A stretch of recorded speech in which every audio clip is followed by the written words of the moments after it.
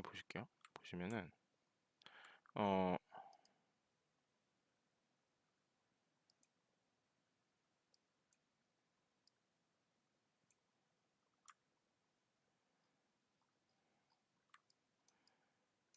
보시면은 뒷배경이 다 날라갔죠. 그리고 이거는 뒷배경이 그대로 살아있죠. 그래서 이 뒷배경이 다 날라간 걸 우리가 아웃포커싱이라고 하고, 뒤에 배경이 다 살아있는 걸 우리가 펜포커스라는 용어로 부르게 되고, 한국말로는 이런 경우를 심도가 얕다, 이런 경우는 심도가 깊다라고 합니다. 심도라고 하는 거는 그 이 초점이 맞는 깊이라고 생각하시면 돼요. 그래서 그러니까 초점이 여기까지밖에 안 맞으니까 뒤에는 다 안 맞으니까 심도가 얕은 거고, 이제 심도가 깊다라는 거는 이제 범위가 넓다라는 얘기고. 그 다음에 셔터 스피드 같은 경우에는 말 그대로 셔터를 열어놓는 시간을 의미하게 돼요. 이게 사진에서는 말 그대로 셔터를 열어두는 시간을 의미하고, 물론 뭐 영상도 마찬가지로 셔터 스피드를 의미하게 되는데, 그러면 이제 어떻게 되냐면 당연히 셔터 스피드가 올라가면 빛의 양이 많아지니까 이렇게 밝은 사진이 될 거고, 그다음에 셔터 스피드를 빠르게 하면 빛이 적게 들어오니까 덜 밝은 사진이 될 겁니다. 근데 중요한 건 뭐냐면 그것뿐만 아니고 이렇게 모션 블러, 이렇게 영상이 이렇게 블러가 들어가는 거다는 거죠. 블러가. 그래서 어 요거는 모션 블러랑도 영향이 있어요. 그 다음에 마지막으로 ISO라는 건데, 요거는 이제 우리가 DSLR을 사용할 때 DSLR을 사용하게 되면 그 DSLR 같은 경우는 이제 센서가 있잖아요. 그럼 센서에서 빛을 받고 이제 여기 빛이 들어왔구나 하고 해주게 되는데, 이 ISO 같은 경우에 뭐냐면은 그때의 센서가 그럼 어느 정도 센서에 그 빛이 들어왔을 때 내가 반응을 할 것이냐, 이런 개념이어가지고, 이 ISO가 높으면 높을수록 빛이 살짝만 들어와도 빛이 들어왔네 하고 민감하게 반응하고,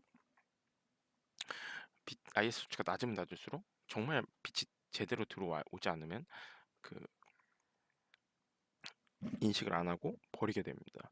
그래갖고 요 ISO 수치는 높으면 높을수록 그 밝게 찍힙니다. 찍히기는. 근데 문제는 뭐냐면 이게 노이즈의 영향이, 그러다면 이제 예를 들어서 여기가 너무 높이다 보면 노이즈가 많이 생깁니다. 그래서 우리가 카메라 같은 거, 핸드폰 카메라 같은 걸로 그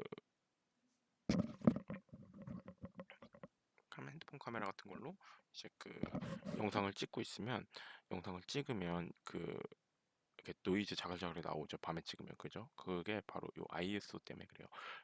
밤 같은 경우에는 뭐 아무리 조리개랑 셔터 스피드를 조절해도 너무 어둡기 때문에 ISO를 카메라스가 강제로 올리다 보니까 그런 일이 벌어지게 됩니다.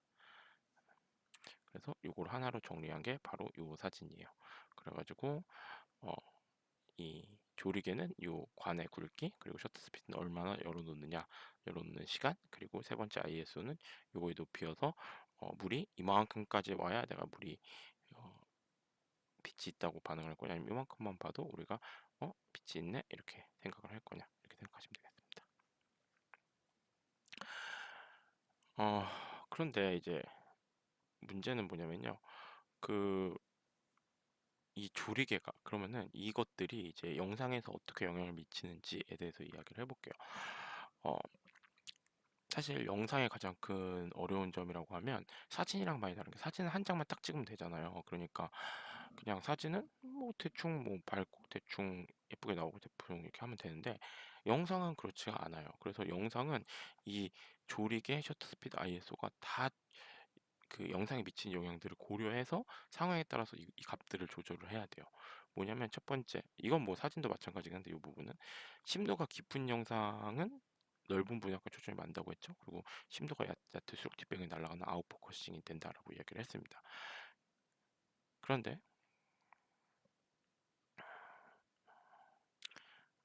우리가 예를 들어서 그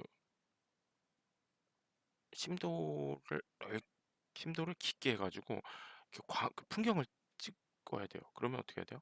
이제 심도가 당연히 깊게 찍어야겠죠. 그래서 조리개를 어느 정도 열어줘야 됩니다. 그 다음에 한 대상을 이렇게 광고를 하거나 이렇게 맞추면 뭔가 딱 그거에 집중된 느낌이 나고 뒷배경이 날아가기 때문에, 그래서 굉장히 집중한 효과를 만들기가 좋아요. 그럴 경우에는 조리개 수치를 굉장히 낮춰가지고 심도를 굉장히 얕게 만드는 그러한 방식으로 찍어야 될 겁니다. 근데 이제 드라마 같은 경우에는 심사가 너무 얕으면 좀 이상해요. 너무 그 하나의 대상에만 초점이 맞춰져 있었고 다른 건 완전 무시되는 그런 느낌을 받게 돼요. 그런 경우에는 적당한 조리개 수치가 필요하겠죠. 그다음에 두 번째, 셔터 스피드 같은 경우에는 영상이 자연스러움과 매우 깊은 관련이 있어요. 사실 사진에서는 셔터 스피드가 그렇게 중요하지는 않아요. 그러니까 예를 들어서 내가 풍경을 찍을 때 250분의 1초로 찍을지 4000분의 1초로 찍을지 큰 차이가 없어요. 사진에서는. 근데 영상은 그 두 개가 너무 많은 차이가 납니다. 왜 그러냐면요. 저는 영상 볼게요. 이러한 이유로 영상은 일반적으로 셔터 스피드는 FPS 곱하기 2라는 공식이 있습니다. 뭐 절대적인 건 아니고요. 그때그때 좀 달라지기도 하고 예를 들어서 내가 이렇게 막 전쟁 영화처럼 돌이 팍팍팍 튀고 막 이런 것 잡아야 된다 그러면은 이제 이거보다 좀 더 셔터 스피드를 올려서 일부러 찍기도 하고 일부러 모션 블러를 많이 넣으려고 줄여서 뭔가 약간 몽환적인 분위기를 만들기도 하고 그거는 뭐 절대적인 건 아니지만 어쨌든 기본 공식은 이거라서 이 정도로 우리가 알아두시면 되겠습니다. 또한 셔터 스피드에 따라 플리커링 현상이라는 게 나타날 수가 있어요. 무슨 얘기냐면 우리가 이렇게 빛을 보면은 우리가 이렇게 전등이나 이런 거 보면 우리 눈에는 그냥 가만히 있지만 사실 카메라로 찍으면은 막 방방방방방방방 계속 번쩍번쩍번쩍 거리고 있어요. 번쩍번쩍 거리고 있죠. 왜냐면 걔도 사실 진동을 하고 있거든요. 그러면은 우리가 어떤 영상을 찍을 때 이 내 카메라 셔터 스피드가 제 프리커링 속도보다 셔터 스피드가 더 빨라요. 그러면 어떻게 되냐면 얘가 계속 이렇게 불이 반짝반짝반짝반짝반짝반짝 하는 것처럼 보입니다. 근데 이게 영상에 이 플리커링 현상이 들어가면 아주 안 예뻐요. 그리고 이 들어간 플리커링 현상을 제거하는 것도 진짜 쉽지가 않은 일 중에 하나입니다. 그래서 어, 조명을 테스트하거나 미리 영상을 찍기 전에 사진 촬영을 해야 되는 주요한 이유 중에 하나가 바로 이 플리커링 현상 때문이에요. 아니면 이제 모니터를 찍을 때 우리가 이렇게 화면이 이렇게 위아래로 왔다 갔다 하는 거 보신 적 있죠? 걔도 이 플리커링 현상입니다. 그 다음에 이제 ISO가 과도하게 낮을 경우인데 이 ISO가 너무 낮게 되면 영상이 굉장히 어두워지고 그러다 보면은 어두운 부분은 하나도 안 보이고 전부 다 새까매갖고 아무리 디테일이 싹 다 날아가는 그러한 현상이 벌어지게 됩니다. 그리고 RDS가 과도하게 높아버리면 이제 영상이 과노출돼서 영상이 다 하얗게 떠버리고 그리고 이제 하이라이트 부분에가 이제 이번엔 거꾸로 밝은 부분이 다 날아가게 되죠. 그리고 안부에 있는 노이즈도 굉장히 많이 올라오면서 안부가 지글지글해지는 현상을 보게 됩니다. 그래서 이제 노출을 우리가 어떻게 조정해야 되는가 간단한 케이스 스터디를 통해서 우리가 어, 어떻게 조절을 해야 될지를 한번 느껴봅시다. 1번 주광의 심도가 얕은 영상을 내가 찍고 싶어요. 그러면 일단 심도가 얕아야 되니까 무조건 조리개 수치는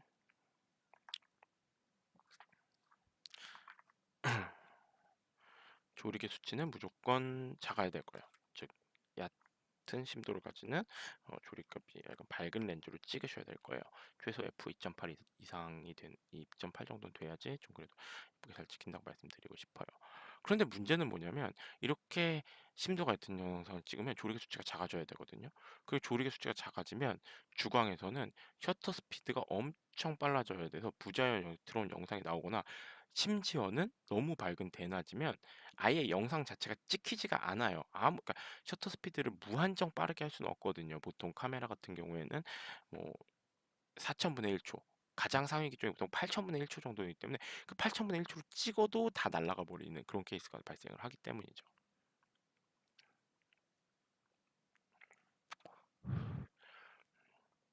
그러면 우리는 그걸 어, 막기 위해서 ND 필터라는 필터를 사용하게 됩니다. 그래서 ND 필터를 지금 제가 여기 들고 왔는데 이거는 제가 가지고 있는 ND 필터예요. 그래서 이 ND 필터 같은 경우에는 저는 그 카메라 근데 이제 아쉽게도 여러분 참 말씀드려요. 이 똑딱이 같은 경우에 이 ND 필터가 안 들어가요. 예, 똑딱이 같은 경우에는 그래서 똑딱이 같은 경우 자체 ND 필터를 가지고 있는 경우가 있어요. 그런 부분 그런 걸 사셔야겠죠. 이 렌즈에 근데 문제는 이게 뭐냐면 이 렌즈 규격마다 달라요. 그래갖고 이 렌즈 다르면 렌즈 필터 따로 사셔야 되는데 요게 이제 ND 필터가 요게 세 스탑짜리입니다. 그래갖고 이거는 세 스탑 정도를 낮춰주고 이건 열 스탑짜리 ND 필터고 이건 가변 ND 필터라고 이렇게 돌리면은 그 비계 취향이 조절되는 핀인데 이거 이제 비싸요 생각보다 ND 필터가. 그래서 저도 ND 필터를 가지고는 있지만 비싸더라고. 그다음에 이 ND 필터가 필수적입니다. 혹시 그리고 심도가 얕다라는 개념 카메라 좀 하신 분들 그럼 망원으로 찍으면 되는 거 아닌가 하시는 분들이 계시는데 망원으로는 영상을 잘 안 찍게 돼요. 그건 좀 이따가 렌즈 파트 가서 말씀드릴 건데 여러 가지 이유가 있습니다. 어쨌든 망원으로는 좀 힘들어서 이렇게 어쩔 수 없이 ND 필터 그리고 ND 필터는 거의 영상 찍으려면 주광 영상 필수라고 생각하시면 돼요. 자, 야경에 댄스 영상을 촬영하고 싶어요. 이렇게 얘기하시면 극저조도 상황이잖아요. 그러니까 빛이 아주 없는 상황이잖아요. 그러면은 조리개 수치를 낮춰도 광량이 부족합니다. 조리개 수치를 아무리 낮춰도. 그러면은 어떻게 하냐면 근데 우리가 아까도 말씀드렸지만 그 일반적인 사진하고 다르게 셔터 스피드를 그렇게 마음껏 조절할 수는 없다라고 했잖아요. 이거 우리가 예를 들어서 30프레임 정도의 영상을 찍으려면 일반적으로 60 정도의 셔터 스피드를 갖추는 게 일반적이라고 얘기해요.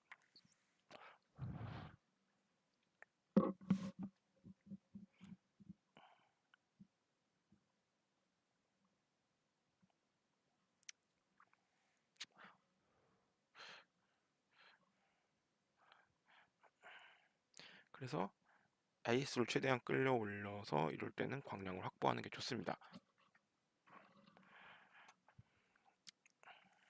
그런데 아까도 말씀드렸지만 ISO 수치는 카메라 기종에 따라서 달라지죠.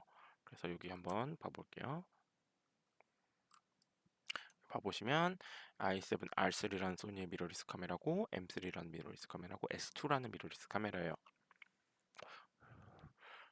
보시면은 M3랑 S2가 있는데 똑같은 ISO 수치를 가지고 세팅을 하고 똑같은 정도의 빛에서 사진을 찍으신 건데 보시면은 왼쪽이 굉장히 노이즈가 많고 가운데 거는 얘네 둘은 그렇게 노이즈가 많지가 않죠. 참고로 ISO 32,000이면 정말 높은 거예요. 보통 저도 ISO 영상 찍을 때 ISO 보통 한 400 뭐 이렇게 굉장히 낮죠. ISO 높게 안 찍습니다.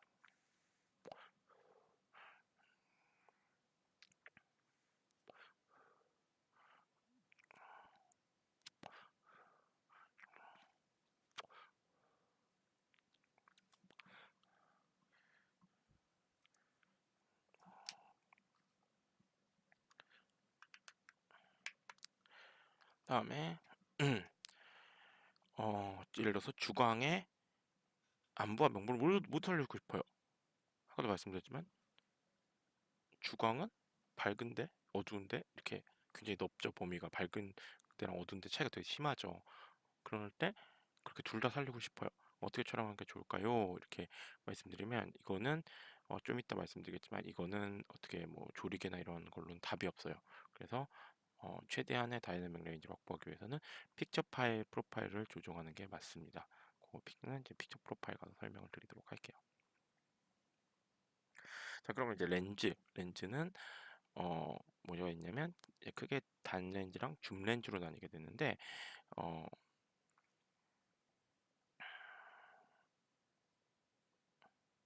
이 단렌즈는 말 그대로 어, 딱 하나의 초점 거리만을 가지는 그러한 렌즈를 뜻해요. 그래서 요거를 보시면 알겠지만 요거는 요 돌리는 게 이게 돌리는 것처럼 보이지만 돌리는 게 아닙니다. 그래서 돌리는 게 없어요.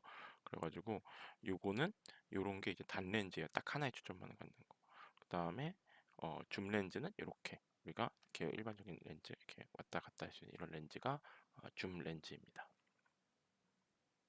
일반적으로 단렌즈는 동일 가격대 줌 렌즈보다 더 화질과 성능이 좋아요. 왜냐면은 얘는 딱 하나로 고정이 되어 있기 때문에 만들기가 더 쉽기도 하고 그리고 어 그 이건 딱 그 고정된 그 렌즈만 사용하기 때문에 만들기가 좀 더 쉽다고 하더라고요. 그래서 가격도 좀 더 저렴하고 장점이 있습니다. 대신 단점은 줌 같은 게 전혀 안 되기 때문에 우리가 특정한 상황에서 이제 발줌을 띄워야 된다든지 이러한 단점을 가지고 있죠. 줌 렌즈는 이제 줌이 가능하고 이런 거고 이제 화질이 당연히 조금 떨어지고요. 어, 이건 사실 이제 줌 렌즈뿐만 아니라 단렌즈 똑같이 부르는데 초점 거리에 따라서 어안 가장 작은 거를 얘기합니다. 그 다음에 광각, 표준, 망원 이런 걸로 하게 되는데 영상에서는 주로 광각이나 표준 렌즈가 많이 사용이 되게 돼요. 왜 그러냐면 어안 렌즈 같은 경우에는 좀 이따 보시겠지만 이렇게 화면이 이렇게 둥그렇게 잡히는 그 주변부 왜곡 현상이 많이 일어나게 돼요. 이건 어쩔 수 없어요. 렌즈의 특성이기 때문에. 그 다음에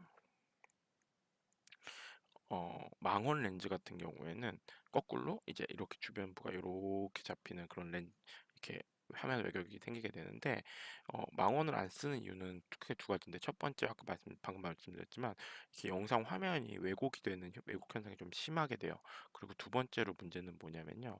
이 망원 같은 경우에는 멀리 있는 걸 찍다 보니까 가까이 있는 걸 찍을 때는 괜찮은데 멀리 있는 걸 찍을 때는 조금만 미세한 흔들림만 들어가도 이게 영상에 확확 흔들리는 게 보이게 돼요. 그래서 손떨림이나 이런 게 아예 뭐 짐벌에 얹힌다 하더라도 아예 안 들어갈 수는 없거든요. 근데 망원으로 찍으면 그런 문제들이 생기게 되고 그리고 영상의 화질 자체도 광각이나 표준만 못해요.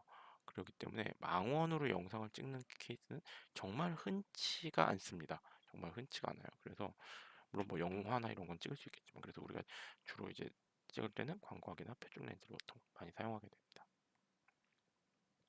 자, 그리고 그러면 이제 이거에 따라서 어떻게 달라지는지 한번 봐보도록 할게요. 똑같은 장면을 똑같은 거리에서 17mm짜리 렌즈로 찍으면 이렇게 넓게 찍히고 대신 이제 한 화면이 크게 보이진 않겠죠. 그 다음에 20mm 렌즈로 찍으면 이렇게 보이고 그 다음에 점점 화각이 좁아지는 걸 우리가 볼 수가 있겠죠. 그래서 500mm를 찍으면 이렇게까지 보이게 됩니다. 그래서 이렇게 화각이 어안 렌즈로 보면 이렇게 넓고 그 다음에 광각은 이 정도. 그 다음에 표준 렌즈, 망원 렌즈, 줌 렌즈 이렇게 보게 됩니다. 그래서 예를 들어서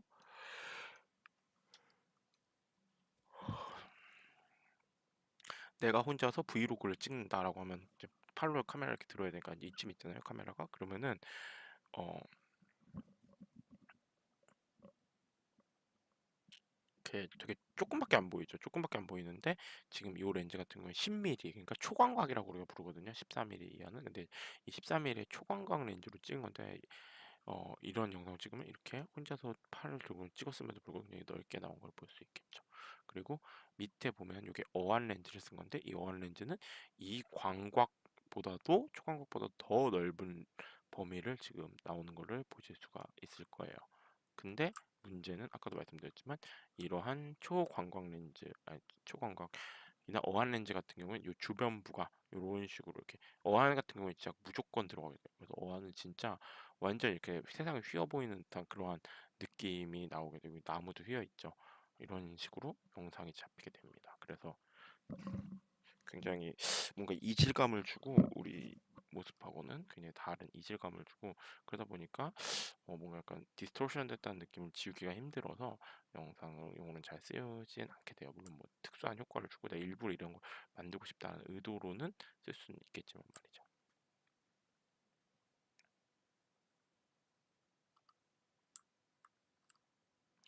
자, 그 다음에 이제 픽처 프로파일에 대해서 설명을 드릴 건데, 카메라 제조사마다 의도대로 찍을 수 있게끔 각각의 픽처 프로파일을 제공합니다. 특히 소니 같은 경우에는 정말 픽처 프로파일이 너무 잘 돼 있어요. 그래갖고 픽처 프로파일 조정을 통해서 자신의 이제 입맛에 맞는 영상을 만들기가 너무 좋고 활용 가치가 좋습니다. 특정 상황에 따라서 특정 상황에 맞는 픽처 프로를 세팅하는 게 정말 중요한 일인데 어,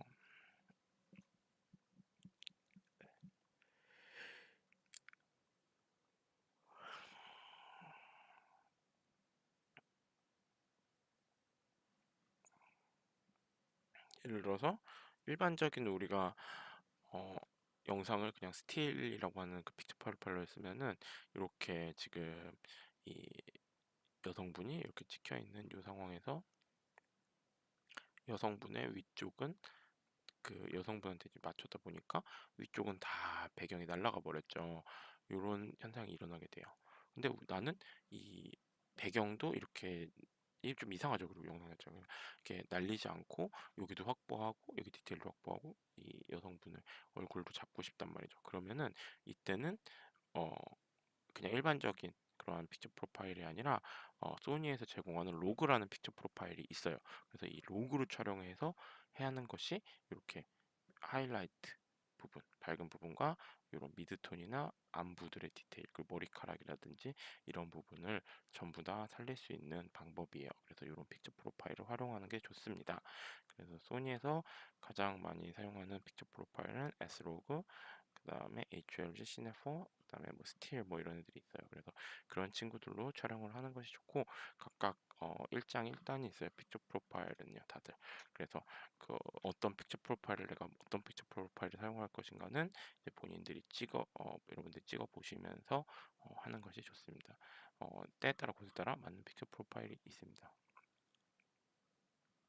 다음에 이제 메모리 카드 같은 경우에는 이제 이런 친구들 이제 있는데, 요거는 이제 우리가 CF 카드라고 하는 컴팩트 플래시 메모리의 약자고, 요거는 이제 우리가 많이 사용하게 되는 SD 카드들이죠. CF 카드 같은 경우에는 CF 카드 같은 경우에는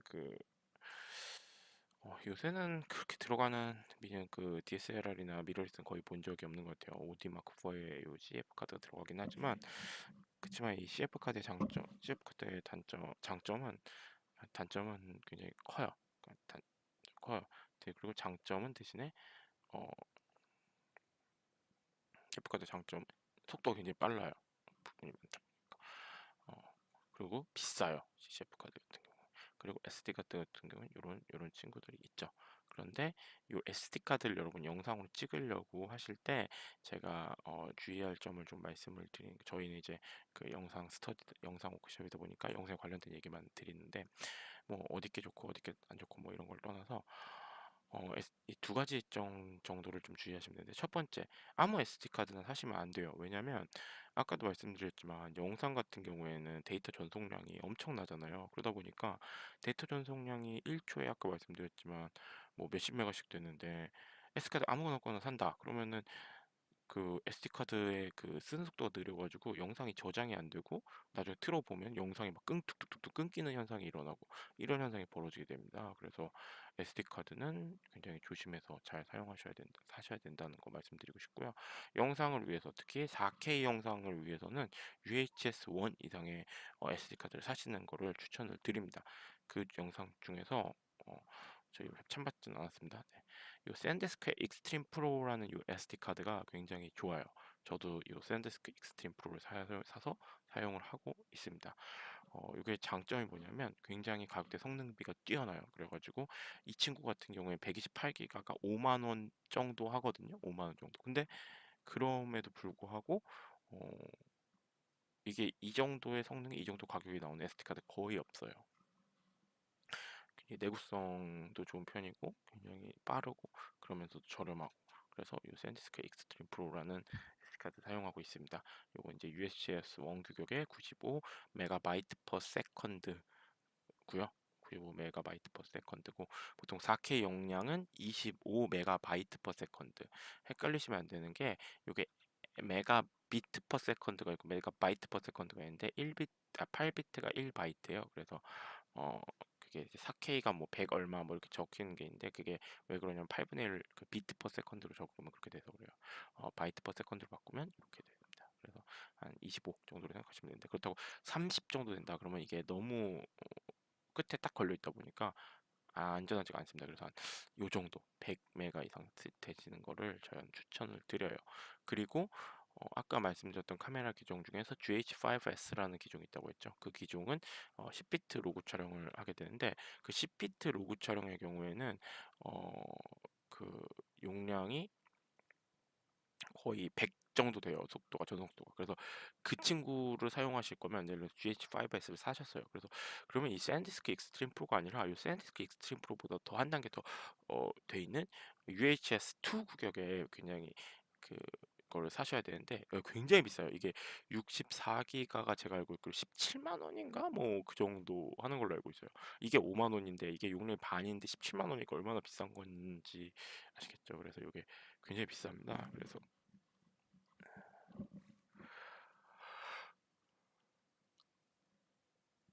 굉장히 비싸요. 그래갖고 이게 UHS-2 구격 그거, 그 다음에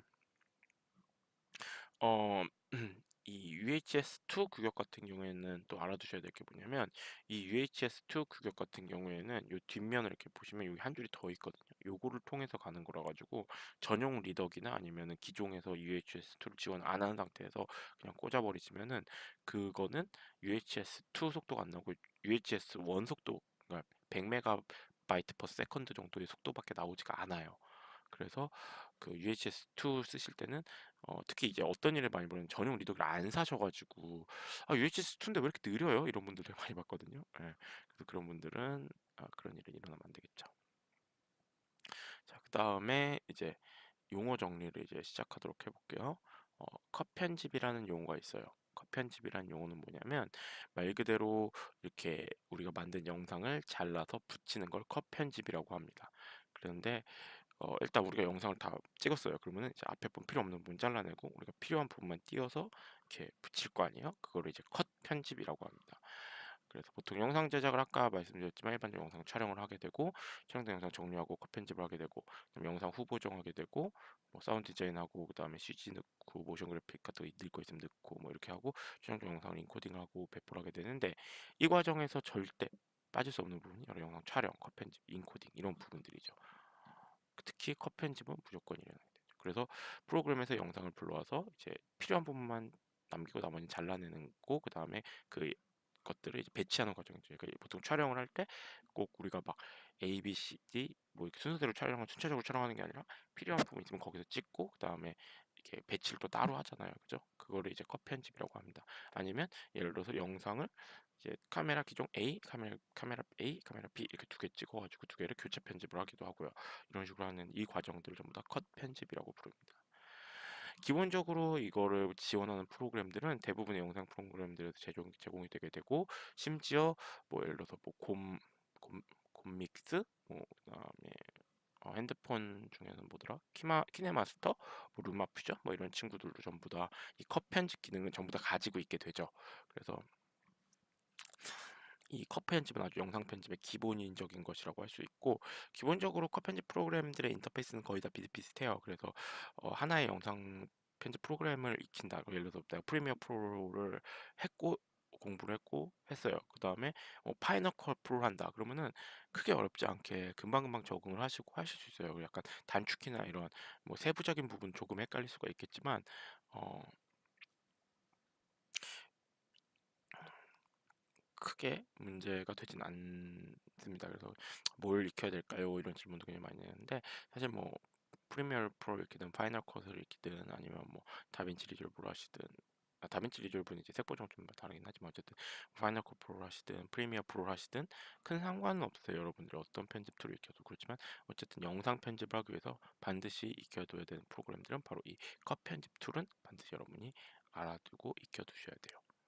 어, 그리고 뭐 그런 질문, 그런 것도 알고 싶다고 그러고, 뭐 예를 들어서 뭐 일반적인 핸드폰 프로그램하고 이런 프리미어 프로가 어떤 차이가 있냐, 뭐 이런 말씀을 또 하셨는데, 결론부터 말씀드리면, 기능이 압도적으로 좋고 많다. 이렇게 알아두시면 되겠습니다. 그래서 일반적으로 뭐 곰믹스라든지 이런 거에 비해서 훨씬 더 다양한 기능을 제공을 하기 때문에 제가 영상을 만들 때 더 이렇게 좋게 그리고 잘 만들 수 있고 여러 가지 기능이 들어가 있다 이렇게 생각을 하시면 되겠습니다. 그리고 더 이렇게 편리하고요. 기능들이 많고 편리하고요. 자, 그 다음에 이제 뭐 이러한 컷 편집 툴에는 컷 편집을 주로 하는 툴이라는 거예요. 사실 이거는 왜냐면은 뭐 누크가 됐든 애프터 이펙트가 됐든 이런 그러한 프로그램 아니면 누크 같은 경우 누크 스튜디오겠죠. 어쨌든 누크 스튜디오, 뭐 애프터 이펙트 그 외에도 뭐 이러한 프로그램들에는 사실 다 이 컷 편집할 수 있는 기능들이 들어가 있어요. 자체적으로. 왜냐면 걔도 필요하기 때문에. 하지만 그거 우리가 컷 편집 툴로 사용되진 않아요. 왜냐면 너무 무거워서요. 너무 무겁고 그쪽이 주기능이 아니다 보니까 다른 기능이 더 많다 보니까 좀 불편합니다. 컷 편집할 때. 그래서 보통 컷 편집을 많이 하는 프로그램이 프리미어 프로, 파이널 컷, 뭐 에디오스 아비드, 다빈치 리졸브, 그다음에 베가스 뭐 이런 친구들인데 그런 친구들로 보통 이제 컷 편집을 하게 되죠. 그리고 뭐 진짜 가볍게 하시는 분들은 아까 말씀드렸던 키네마스터, 루마퓨전 뭐 이런 애들 쓰게 되고요. 프로그램별로 기능은 사실 이 요들끼리의 그 기능은 사실 대동소이한 편이에요. 물론 뭐 세부적인 부분 좀 많이 달라지긴 하겠지만 어쨌든 이런 영상의 아주 컷 편집이라는 거는 기본적이고도 필수적이고도 중요한 과정이라는 거 꼭 알아두시기 바랍니다. 그다음에 두 번째는 뭐냐면 컬러 코렉션, 컬러 그레이딩이라는 용어를 쓰게 되는데 컬러 코렉션이랑 컬러 그레이딩은 기본적으로 색을 그 영상의 색을 바꾼다. 흔히 왜 우리가 포토샵 같은 데서 색 보정 많이 하게 되죠. 그 사진 같은 거, 그 과정을 영상의 버전이라고 생각하시면 돼요. 그래갖고 영상의 색을 정상적으로 돌려놓는 과정을 우리가 컬러 코렉션이라고 부르고요.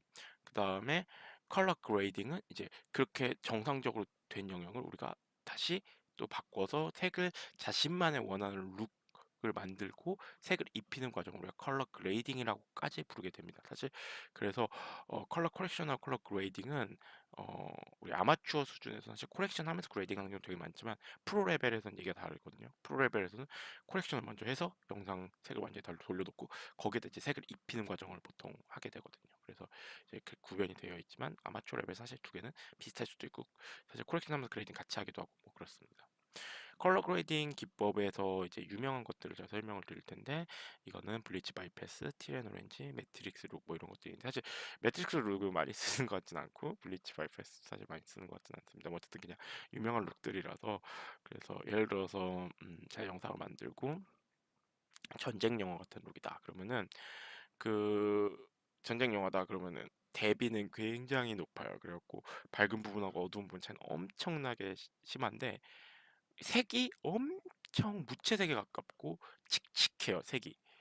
그래서 굉장히 밝지만 어 세츄레이션이 굉장히 낮은 그러한 영상을 채도 굉장히 낮은 영상을 보통 많이 보게 될 겁니다. 이게 블리치 바이패스예요. 그리고 표백제로 마치 빨아버린 것 같다. 그랬고 블리치 바이패스라는 용어를 쓰게 됩니다. 그 다음에 티 앤 오렌지 룩이라고 해서 이것도 많이 쓰는 오렌지 앤 티라고도 하고 티 앤 오렌지라고도 하는데 어두운 부분에 청록색을 집어넣고요. 그 다음에 피부톤에 오렌지를 배치해가지고 아주 그 미드톤에 오렌지를 배치하고 어두운 부분에 티를 배치해가지고 아주 색깔이 살아있는 그러한 룩을 만드는데 많이 쓰이는 기법이고 좀 이따가 우리가 실습을 컬러 그레이딩 한번 그 실습을 통해서 해볼 건데 그때도 오렌지 앤 티 룩을 한번 우리가 입혀볼 거예요 영상에. 자, 그 다음에 이제 모션 그래픽인데 모션 그래픽이라고 하면 영상에 이렇게 움직인 효과들을 비유한 그런 거를 의미하게 됩니다. 그래서 이제 광고 영상 보시면 막 이렇게 왔다 갔다 하고 아까도 막 그 제주도 홍보 영상에서 막 이렇게 막 갑자기 제주도 바닥에 있던 판테로 이렇게 들리고 막 이렇게 신문 왔다 갔다 하고 이런 부분들 있죠. 뭐 아니면 이렇게 쫙 하고 이런 거 전부 다 이제 모션 그래픽 계열의 애들이에요. 그래서 광고 영상이나 뭐 이런 데서 모션 그래픽은 정말 필수 오브 필수고 정말 많이 사용하는 부분들이죠. 그래서 애프터 이펙트나 누크 같은 툴들이 이 모션 그래픽을 사용해서 많이 사용이 되고 있습니다. 그 다음에 VFX는 사실 뭐 이건 너 그냥 용어 헷갈릴까 봐 넣어놨는데 그냥 알아두시면 좋을 것 같아서 넣어놨지 사실 뭐 이렇게 막 많이 쓴다거나 하진 않았는데 이제 영상에 이제 컴퓨터 그래픽 또는 이제 실제하지 않는 거를 이제 강제로 넣는 기술을 이제 VFX라고 이야기를 하게 됩니다. 당연히 영화나 광고 같은 데서 VFX 엄청 많이 쓰이게 되고 흔히 CG라고 부르는 그것들이 대부분은 VFX일 거예요. 그래서 이 VFX를 위해서 누크나 여러 가지 3D 합성 프로그램을 사용하게 되고 아까 막 이렇게 쫙 했던 것 있잖아요. 막 이렇게 아이언맨 손 탁 그냥 이런 것도 다 VFX고 예, 그렇습니다. 네. 자, 그래서 이제 에디팅 툴에 대해서 간단히 알아볼 건데, 이건 이제 여러분들이, 그러면은 나는, 어떤 영상을 만들고 싶은데 어떤 프로그램을 써야 될까? 이런 고민을 하시는 분들이 좀 있으실 것 같아가지고, 제가 좀 괜찮은 툴들을 여기서 소개를 해드릴게요. 그리고 뭐, 어, 아까 말했던 뭐 공믹스나 사실 이런 거는 제가 안 써봤어요. 안 써봐서 제가 어떻게 설명을 드릴 수가 없네요. 그냥, 어, 저는 그 정도로도 괜찮은데요 하시는 분들은 사실 그거 쓰셔도 돼요. 근데 제가 그 뭔지 어떤 게 일장일단 있는지 잘 몰라서 잘 안 쓰니까 예. 제가 쓰는 거 써본 거 위주로 많이 넣어놨고 유명하고 쓰고 제가 써본 거 그리고 유명한 거 많이 쓰는 거 위주로 넣어봤습니다. 자, 프리미어 프로부터 설명을 드리면 어도비사에서 만든 편집 프로그램인데 어, 컷 편집, 자막 제작, 컬러 그레이딩 이거 그냥 다 공통적으로 넣는 이유는 뭐냐면 어차피 애들이 이거 위주로 써요. 그리고 다른 기능은 있긴 있는데 물론 많지만 이제 이게 메인 기능이란 거예요. 그러니까 예를 들어서 프리미어 프로로 모션 그래픽스를 하진 않습니다. 잘. 물론 뭐 간단한 모션 같은 거 넣을 수 있는데 잘 그걸 그렇게 막 주력은 아니에요. 그냥 뭐 내가 그냥 프리미어 프로 쓰는데 간단한 모션 그래픽 정도 넣을 수 있으니까 그냥 그렇게 하는 거죠. 그리고 모션 그래픽을 할 거면 애프터 이펙트를 당연히 쓰겠죠. 아니면 뭐 누크를 쓰시든지. 가격은 일단 제일 중요한 게 돈이잖아요. 돈은 가격이 비교적 합리적입니다. 월 2만 2천 원. 학생 경우에는 월 2만 4천 원. 물론 크랙 쓰시는 분들은 이게 달라지고요. 크랙 쓰시면은 당연히 저 돈이 안 들겠지만 말이죠. 그리고 가장 큰 장점은 누가 뭐래도 어, 어도브 어도비 프로그램하고 연동이 되는 게 너무나 큰 장점인 것 같아요. 제가 써보면서 느낀 점은 일단 포토샵, 일러스트레이터, 애프터 이펙트랑 정말 호환성이 뛰어나가지고 어느 정도로 호환성이 뛰어나냐면 애프터 이펙트 이 프리미어로 만든 작업을 애프터 이펙트로 그대로 넘길 수가 있고 애프터 이펙트로 한 작업을 그대로 이 프리미어 프로 가져올 수가 있어요. 이게 어떠한 장점이 되냐면 예를 들어서 내가 포토샵이나 일러스트레이터로 작업을 했어요. 작업을 한 다음에 프리미어 프로를 불러와요. 그러면은 이제 예를 들어서 다른 프로그램 파이널 컷 프로다 그러면은 내가 일러스트레이터 작업을 한 다음에 파이널 컷으로 이제 그걸 작업을 했어요. 일러스트레이터로 작업을 한 다음에 그 작업한 거를 그 저장을 해서 이제 그 사진으로 만들죠. 사진을 만든 다음에 다시 파이널 컷으로 불러와요. 그다음에 그 파이널 컷에서 작업을 하다 보니까 이게 뭔가 안 맞아요. 그리고 좀 고칠 수정을 할 부분이 필요해요. 그럼 다시 이걸 어떻게 해야 되냐면 아도 아도브 어도비 일러스트레이터에 가서 일러스트레이터 가서 고치고 다시 내보내고 다시 그 부분을 그 파이널 컷에서 불러오고 이런 계속 바뀌는 작업을 해야 되는데 어 이 프리미어 프로나 애프터 이펙트 같은 경우에는 예를 들어서 일러스트레이터 작업을 한다고 하면은 그냥 일러스트레이터 파일 자체가 이 내부에서 불러와집니다. 그냥 애프터 이펙트나 그 프리미어 프로에서 불러와줘요. 그래갖고 그대로 작업을 한 다음에 안 맞는 부분이 있으면 바로 일러스트레이터를 키고 그 다음에 고치고 저장을 하면은 여기서 이미 바뀌어 있어요. 이거 엄청난 장점이에요. 그래갖고 그 모션 그래픽을 넣는다 그러면 파이널 컷은 아까도 말씀드렸지만 파이널 컷에서 모션 그래픽 넣어야 된다 그러면 애프터 이펙트 작업하고 파이널 컷을 집어넣고 안 맞으면 다시 애프터 이펙트 키고 다시 수정하고 집어넣고 이런 과정을 줘야 되는데 애프터 이펙트랑 프리미어 프로는 서로 완벽하게 거의 완벽하게 연동이 되기 때문에 그냥 탁 넣고 그냥 안 맞네 그럼 애프터 이펙트 키고 수정하고 하면 여기 이름이 바뀌어 있고 이렇게 정말 강력한 그러한 어, 연동 기능을 가지고 있어요.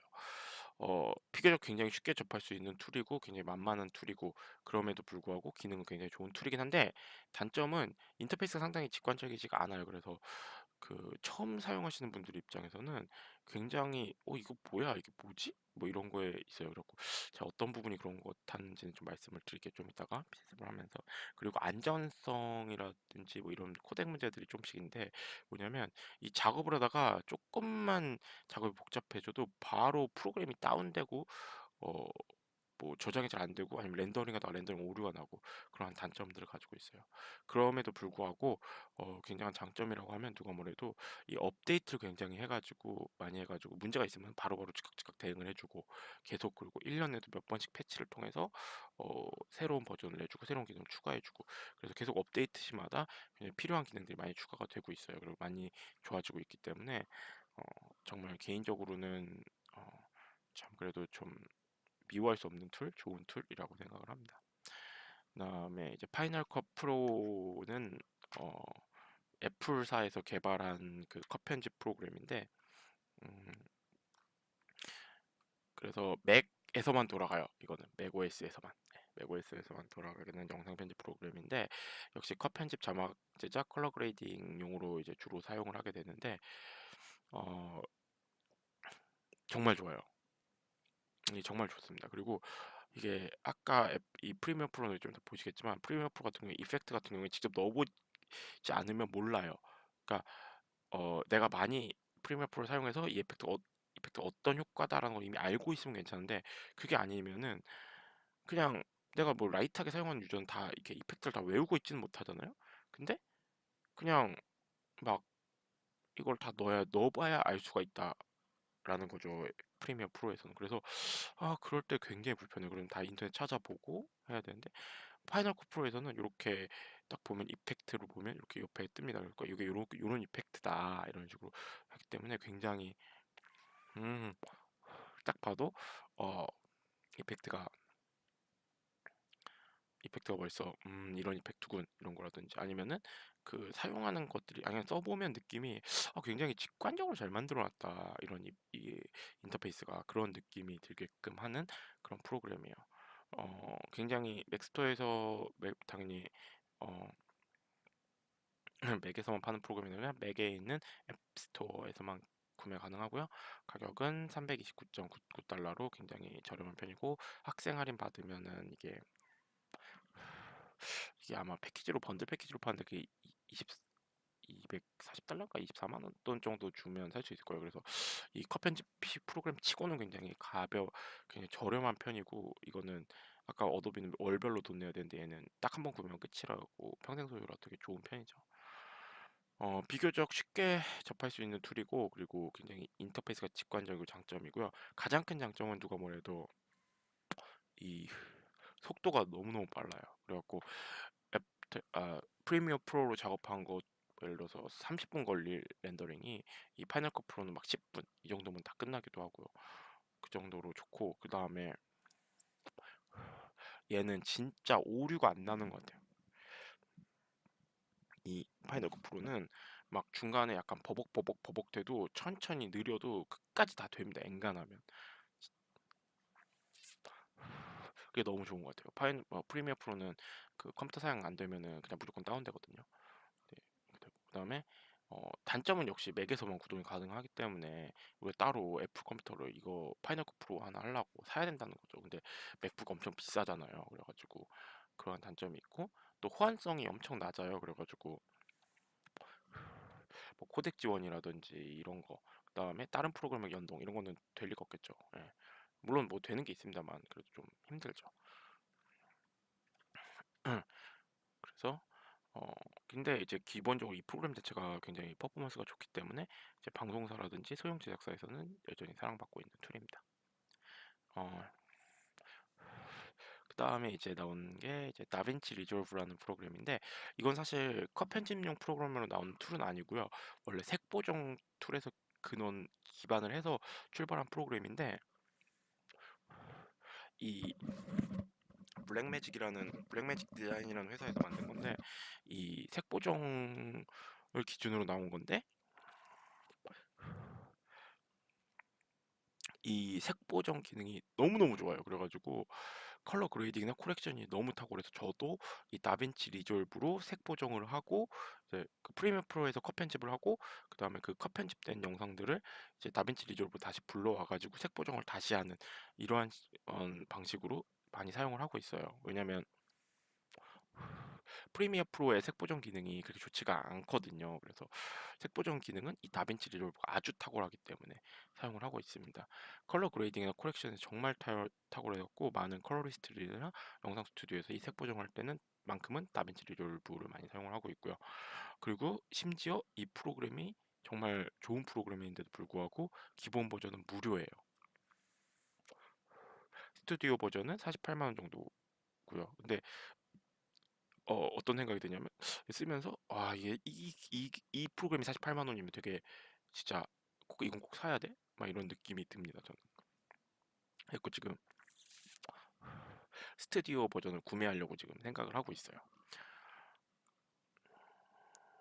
그리고 이제 그래서 만약에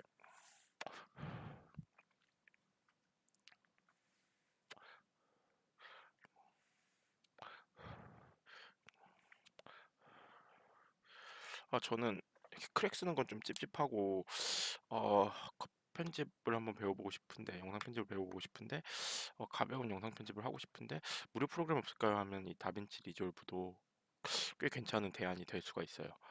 근데 이제 단점은 뭐냐면 이 코덱 지원이 잘 안 돼요. 그래갖고 일부 코덱이나 파일들은 불러와지지가 않더라고요. 이 다빈치 리졸브 같은 경우에는 그 단점이고, 또 영상이 길어질 경우 30분 이상 가면 보통 많이 문제가 생긴다고 그래요. 저 같은 경우 이제 컷 편집을 프리미어 프로에서 하고 이제 이 다빈치 리졸브에서 보통 색 보정만 많이 하는 편이라서 그런 문제를 많이 겪지는 못했는데, 이 컷 편집이 30분이 넘어가면은 문제가 많이 생긴다고 하더라고요. 다운이 된다든지. 그래서 그런 문제점을 가지고 있습니다. 그 다음에 어 이 또 이건 문제라고 보긴 좀 그렇지만 어쨌든 이 세밀한 색 복정을 위해서는 이 다빈치 리졸브 패널이라는 거를 써야 되거든요. 사실상 써야 되는데 이 패널이 정말 가격이 무시무시해요. 그래갖고 요 마이크로 패널 같은 경우에는 100만 원, 미니 패널 같은 경우에는 400만 원, 요 어드밴스 패널 같은 경우에는 1600만 원 뭐 이 정도 합니다. 그래갖고 너무 비싸요. 근데 진짜 너무 너무 너무 사고 싶어요, 정말. 예, 요 400만 원짜리 요건 너무 비싸서 못 쓰겠고 400만 원짜리 정도 사고 싶은데 저도 그래서 구매를 지금 고려를 하고 있는데 근데 진짜 너무 비싸요. 비싼데 정말 좋아요. 그리고 진짜 이거 패널 있으면 너무 좋겠다.